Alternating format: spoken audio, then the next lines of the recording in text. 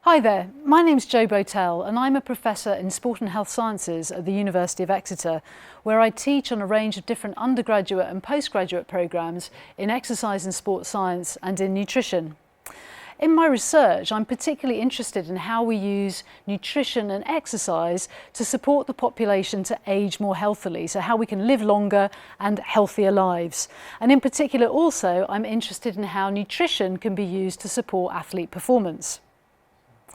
I'm particularly interested though in the effects of polyphenols. Now polyphenols are chemicals that are produced by all plants and they provide the taste and colour characteristics to the fruits and vegetables that we consume in our diets. Now the reason that the plants produce them is because they are antioxidants and they help to protect the plants from oxidants that they experience in the environment, for instance like ultraviolet light. And a great example of this is you can see the apple here, that on one side we've got this nice red coloration and on the back side we've got a green coloration.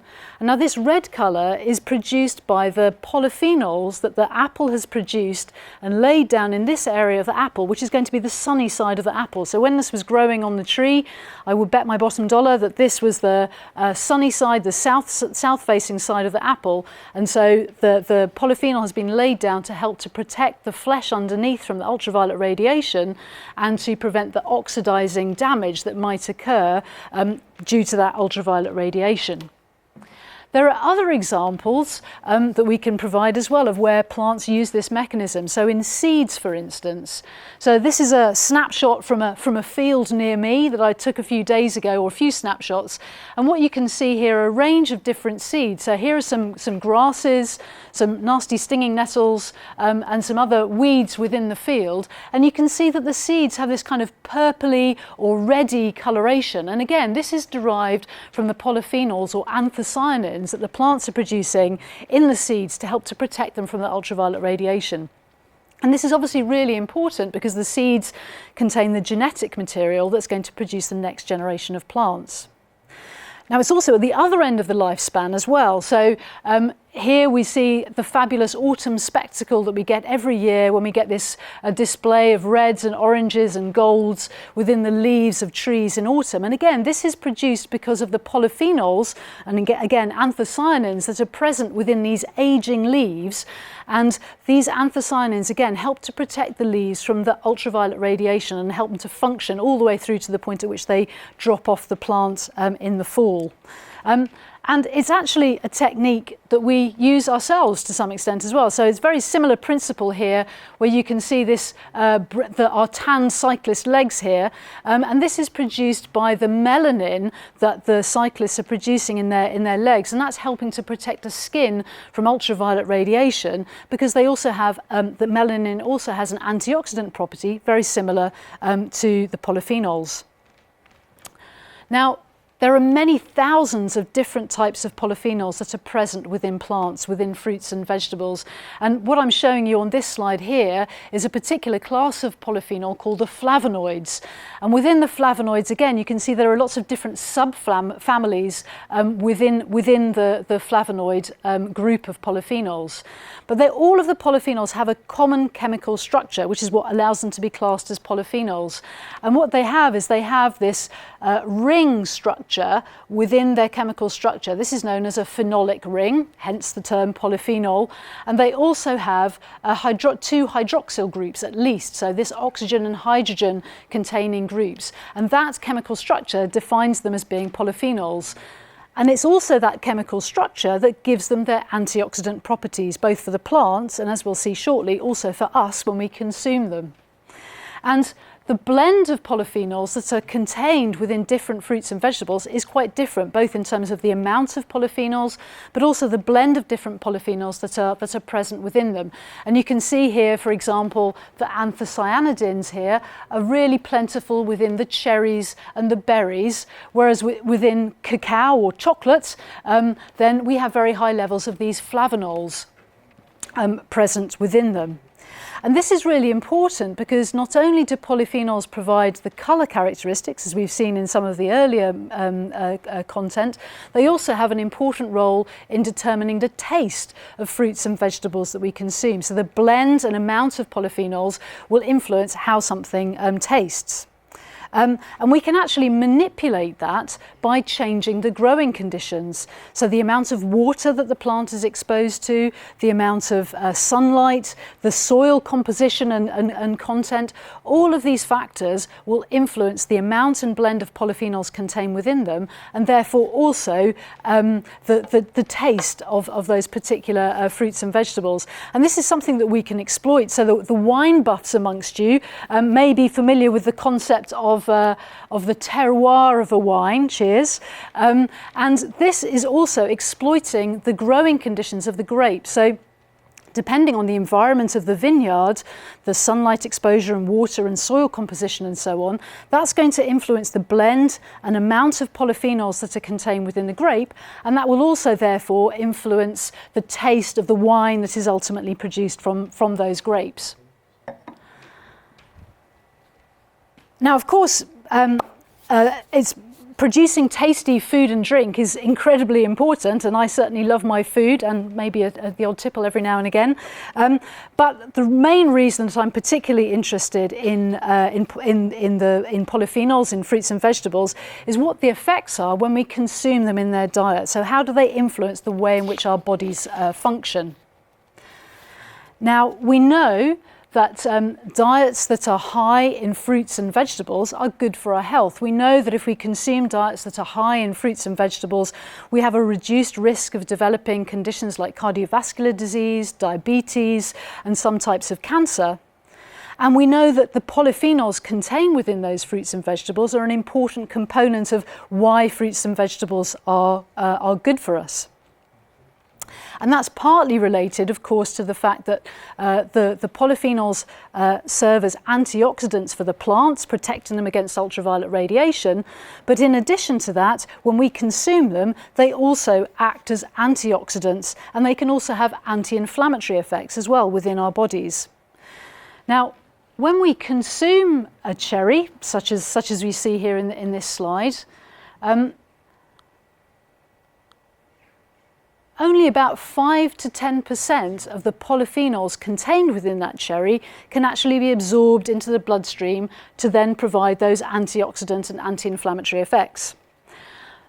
The rest of the polyphenols then continue down the gut all the way down to the large bowel or colon, and there they come into contact with the bacteria that are contained within the gut. You might have heard of the gut microbiome and how that can have important effects, beneficial effects on our health. So those bacteria that are contained within the gut are able to break down those remaining polyphenols, break them down into smaller molecules that we can then absorb into the blood, and they can again have those beneficial effects in terms of antioxidant and anti-inflammatory effects. But the other really interesting thing that happens as well is that we're effectively feeding the bacteria within the gut. Polyphenols are sometimes called a prebiotic, so we're feeding the bacteria. And what that can do is it can change the amount and the blend of different types of bacteria within the gut, having a favourable effect on the gut microbiome, which might be important for health effects and also for athlete performance effects as well. And we can measure that by taking small fecal samples that we can then look for the DNA of the bacteria within the gut, and we can then identify what bacteria are there and in what types of amounts. So it can give us some really important information. So this is a really exciting area of research.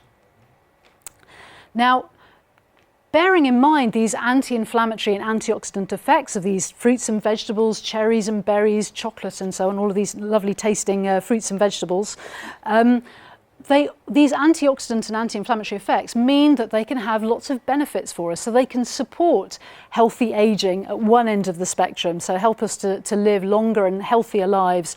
And at the other end of the spectrum, polyphenols can also be used to provide benefits in terms of athlete performance. And the reason for that is that we know that oxidative damage, which is caused by being exposed to free radicals and other oxidants within our environment, contribute to the aging process process, and they can also contribute to sort of impairing athlete performance. So by consuming these polyphenols that have these antioxidant and anti-inflammatory effects, we can have beneficial effects on performance and support healthy aging. So we and other researchers have conducted lots of experiments looking at the effects of consuming these different types of fruit. So pomegranates, blackcurrants, cacao or chocolate, cherries and blueberries. And what we've been able to show is that by consuming these polyphenols, either in the form of whole fruits or in the form of supplements, and you can see some examples of these here.